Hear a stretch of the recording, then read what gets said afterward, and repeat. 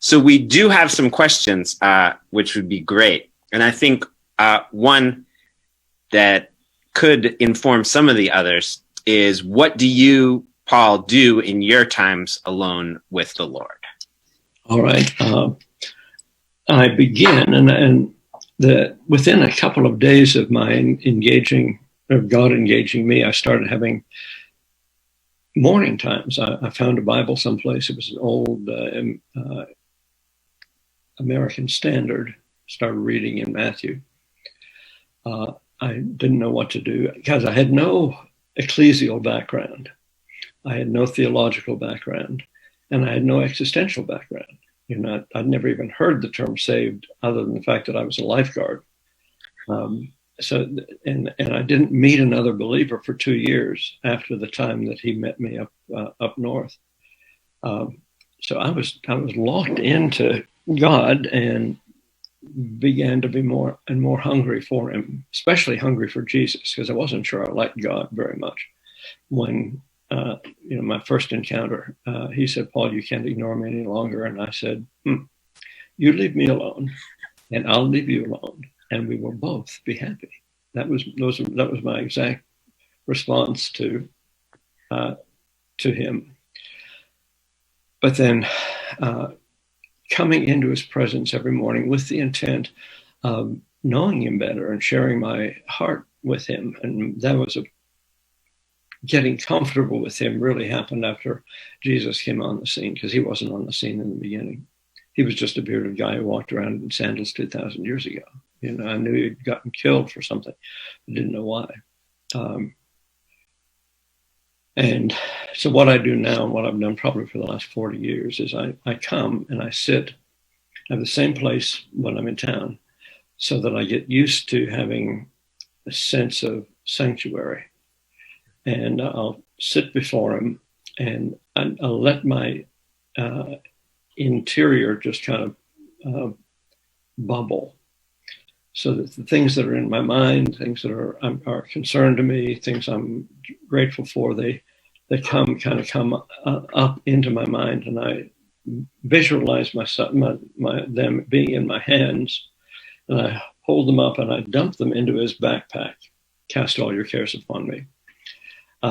And to get concerns or things that I have questions about, to get them off the table so that they're not interrupting my encounter with my Father. That can take 10, 15 minutes. Sometimes it takes an hour, until they're secondary or tertiary in my thinking.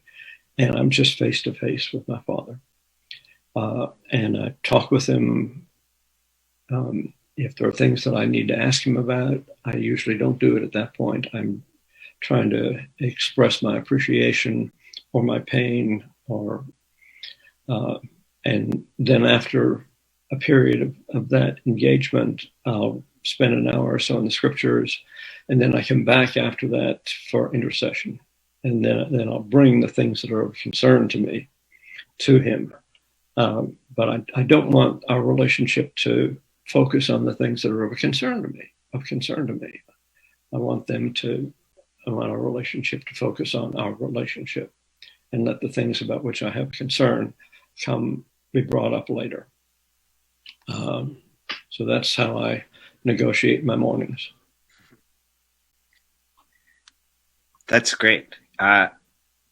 Going back to something you shared at the beginning, again, it's not our love for other people that motivates us. We love the Father and look to him. But based on that student in that class, what does it take to receive the Father's love for someone else? I've done a lot of my praying is visual. I'm a visual kind of person, and it's not intentional. It's just the way it happens inside. Like when I pray, I'm in Father's presence. When I first started having quiet time, I'd set a chair in front of me to help me keep focused on Jesus being in that chair, because my mind was very active, and I'd start to pray and then I'd be all over the place. And so I envisioned in that psychology classroom Father coming down through me and letting his love go through me to this particular fellow. And I would see it with I wasn't trying to love him. I was trying to open myself to Father loving him through me until that became a rather natural flow. And what ended up happening with that student? Was there more to that story? We became friends and graduated together and haven't really had much contact since then. But the animosity that I felt toward him, it just dissipated. So another question, you talked about, doing what you see the Father doing, that Jesus did and you tried to do. So what goes into recognizing what the Father is doing? So when you're in a situation, how did it look like for you to be able to tell, oh, this is what the Lord is doing here? Early, because the concept grew in me before the capacity to implement it did. So in my quiet time, I would look. It was like I was looking at, or I was looking at the horizon over an ocean, and I'd span it, and just looking with anticipation, because I did have a lot of sense or sensibility to things that might be ahead, but those might be aren't always very productive. And of those things that I was thinking about or considering and things that I wasn't even considering, they'd come up on the shore. And once they came up on the shore and I could see them, I could begin to strategize toward them. But I couldn't strategize when I was just thinking about an idea. I had to see something that was concrete, and then I could begin moving toward it. And subsequent to that, I really tried to keep my focus on the Father, so that when whatever situation I was in with whomever I was, the center of my interior world was in union with him. That probably would be the better way of saying it. So I had a focus on the practical things that were around, and a vertical focus on his activity. Thank you. That's wonderful and helpful. Another question, you mentioned release yourself to God. Mm-hmm. Could you share a little bit more about how do you do that? I can. Do you mind another illustration? No, please. Okay, in about 1969, we had become good friends with Merlin Carruthers. I don't know whether you've heard of him or read his book, From Prison to Praise, or from what's the other ones? He was very well known. He was a military guy back in the 60s, and very well known in the charismatic movement. And our team had been asked to sing on his bass a couple of times down in Georgia, and we got to be friends. And he came up to Christ Center on several occasions, and then he suggested, he said, "Paul, would you be willing to take your musical group to Vietnam?" Now he's asking this in 1968, in the middle of the war. And as was my inclination then, and is pretty well still today, I said, "Sure, let us pray about it." And of course, he didn't know that meant that we had to pray in all the resources for what ended up being 3.5 months in Asia. And so we transitioned, we finally said yes, transitioned to electrical instruments instead of acoustical instruments, because it was just easier to travel with them. And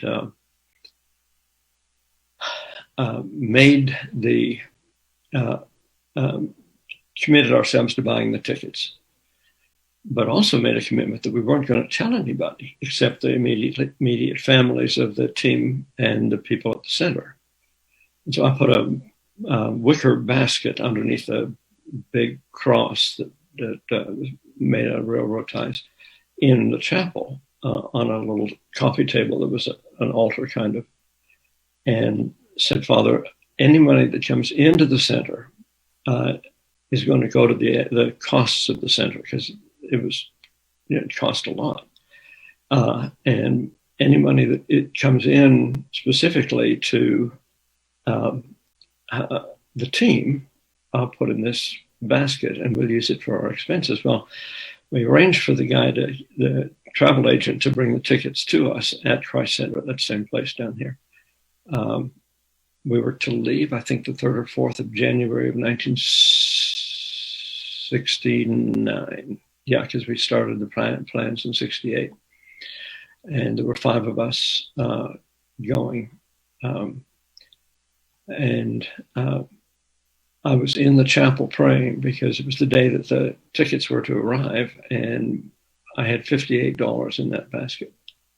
And I heard Rebecca's feet come running down the hall. I wish I could show you in that building where all this took place. Anyway, she ran down the hall, burst into the chapel. I could tell from her gait that she was distressed. And kind of out of breath, she came in and said, Paul, the ticket agent is here. So I got up off my knees in front of that little coffee table and walked down. Oh, it was a dreadful time. My knees were hitting one another, and I was going through all this internal, everything that I know about God and about the way to follow Him. I don't know how to stop that dinging. I'm going to have to relearn everything. It was a gut-wrenching experience. I walked up to him, and before I could say anything, he gave the tickets to me and was outlining, Louisville, San Francisco, Honolulu, Philippines. What's the capital of the Philippines? Whatever. On into Saigon, and then from there to Hong Kong, and Taipei, and Korea, and then back the same route. And it was a little over $5,000. And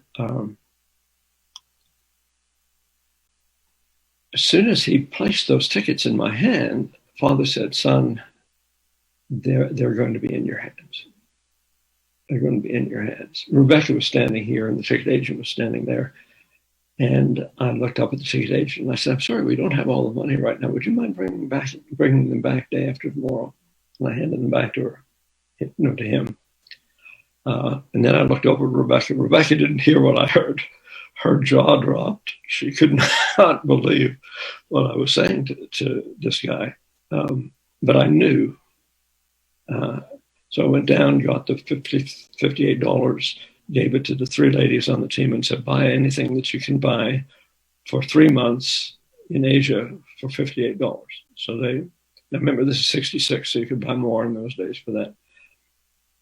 They left the building, and I went back to my room, and I was up and down as long as I was keeping my eyes on Father. I was relatively peaceful. Then as soon as I'd look at the $5,000, I felt like I slid down between the sidewalk, in whatever those lines in the sidewalk are. I struggled to get back up, and I was doing this kind of thing. And I said, Father, would you please bring this to some kind of conclusion? I don't think I can stand this anymore. I was just being, going back and forth, and there was a knock on the door. And I went and opened the door, and there was a friend standing there, and they asked if they could talk with me. I said, sure. We sat down, and after 15 or 20 minutes of casual conversation, they said, about 2 weeks ago, the Lord started speaking to me to write the team, the music team, a check.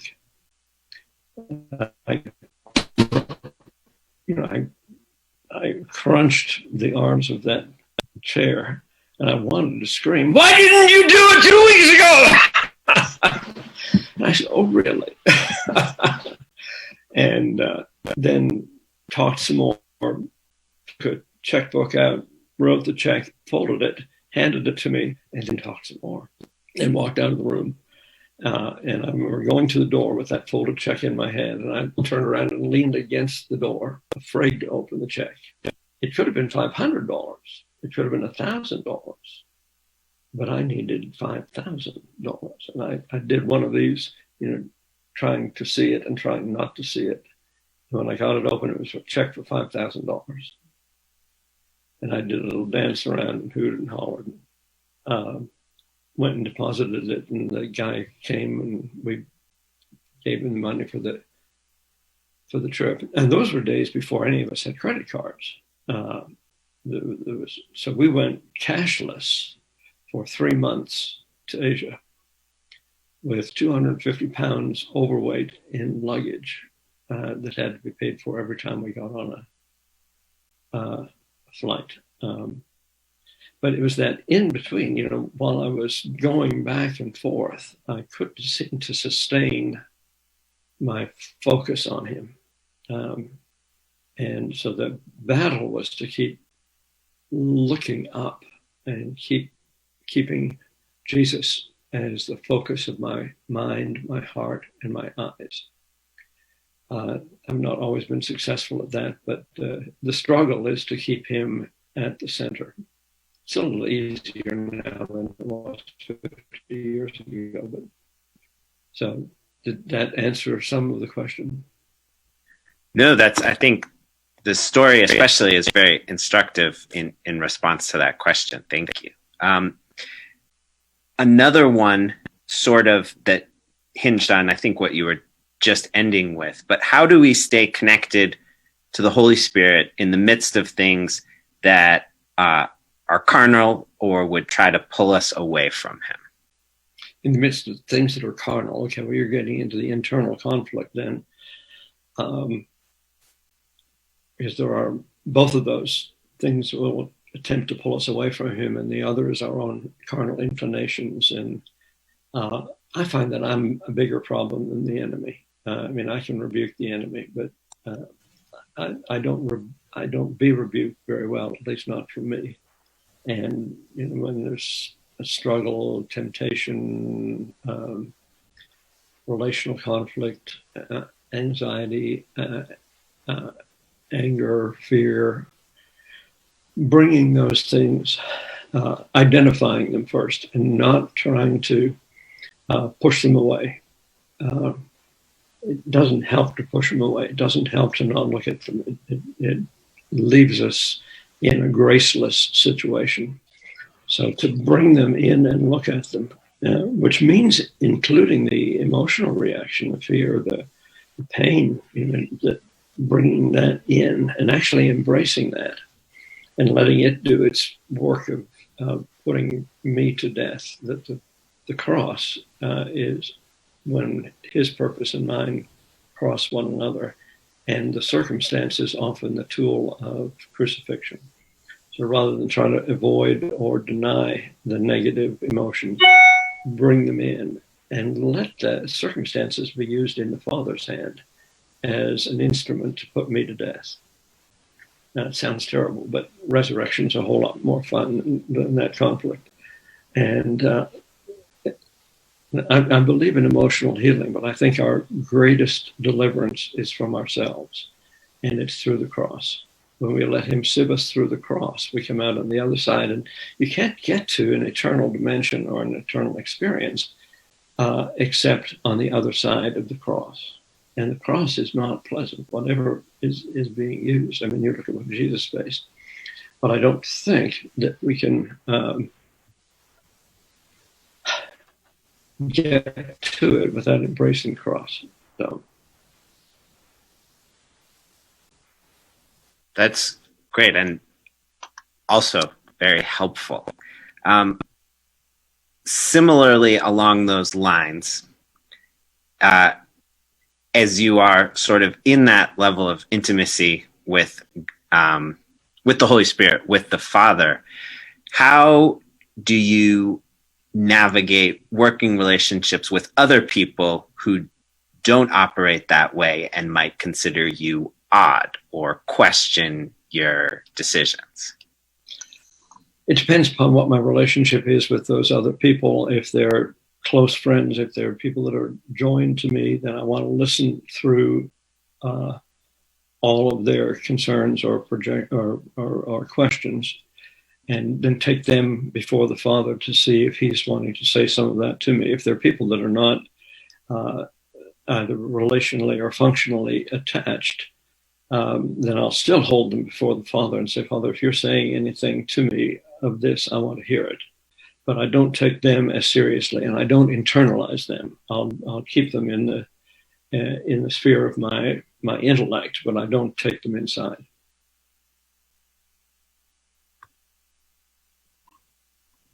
That's also helpful and clear. Thank you.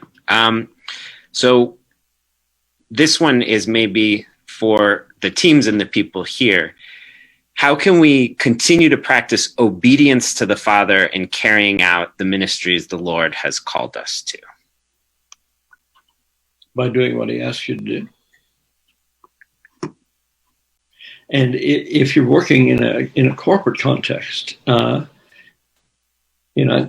taking counsel is such a vital and protective thing. And each of us may have a part of the puzzle. Very early on, when I get together with my teams, I'd ask them to kind of envision making soup. And each of us had something that we were putting into the soup. And we would keep tasting it until all of us found it to be a pleasant soup. That none of us have the capacity to fully understand the purpose of God, even for our own selves. Mm-hmm. We need one another. We need to be able to listen to one another. We need to be able to repent of things that we see in ourselves that are self-gratifying or self-protective or self-seeking or self-promoting. And if I'm reacting to somebody, then there's probably something God's after in me. And trying to have dialogue that is mutually respectful and loving in the midst of disagreement. And we listen and then regurgitate if that's necessary. Say, is this what I'm hearing you saying? And I play it back and they say, no, that isn't exactly what I'm saying, until we understand one another. And then if we can't move forward, we don't move forward. If it's a team matter, then we don't move forward without consensus. Mm. Well, I think we have time for just one or two more questions. So if you have a last question that you would want to send to the chat participants, we have just a couple more minutes, so you can go ahead and send that in. But while we're waiting, if anyone would like to get in, another question, Paul, was what was it like for you and Rebecca together, sort of as a couple in ministry, to learn how to team in that? And what was it like as a couple going into that work together? Oh, it was hell. I wasn't used to being integrated with anybody. And I was highly defensive, blaming. If anything went wrong, it was somebody else's fault, not my own. And so those early years, thankfully, we loved one another deeply. And we fought like cats and dogs. And most of the problem was my own. I needed to break before the Lord. I needed to engage him. And that was when I began to understand that the conflicts needed to be taken in and dealt with before they were worked out between us.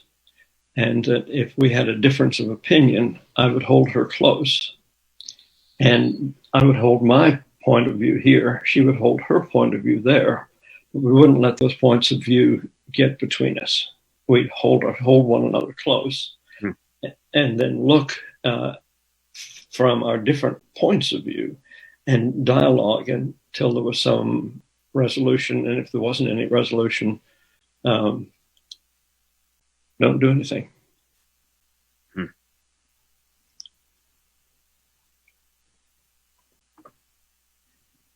Well, thank you, Paul. And wow, thank you so much. I would love to just keep asking questions and hearing stories, because it's wonderful just to hear from you. So thank you so much for taking the time to share with us both what you shared and then answering the questions. I think for the teams, just hearing you talk real practically in some ways about what does it look like to know the Lord, to love him, to be obedient to him, to see what the Father is doing and do what the Father is doing. Because these are things we see in the Bible and we hear a lot.